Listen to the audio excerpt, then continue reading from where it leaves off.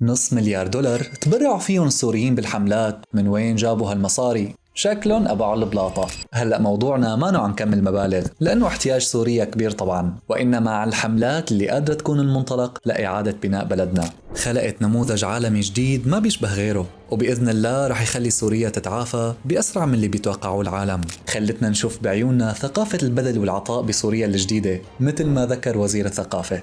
ثقافة نشر الكرم، العطاء، الفخامة، البعد عن كل مظاهر التقشف والجفاف والبخل والرخص التي كانت سائدة في زمن الاحتلال الأسدي. صرنا نشوف ثقافة التكريم المادي لكل حدا عم ينجز لبلدنا ويبادر، وعم يكون أثرها انتشار الحملات والمبادرات.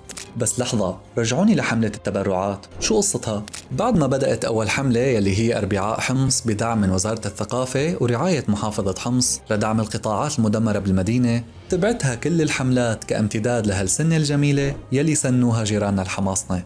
شفنا التنافس والغيرة الإيجابية، وكأنه هالحملة كانت أثر الفراشة. فالفكرة اللي بدي وصلها أنه هاي الحملات ما فقط عبارة عن مصاري، إنما ثقافة جديدة عم بيتم ترسيخها وتشجيع لكل صاحب مبادرة. لو قلنا لكم رح يتوفر لكم دعم لتنفذوا حملة أو مبادرة على مستوى سوريا، شو رح تكون؟ لأنه هالفكرة يمكن تحصل على دعم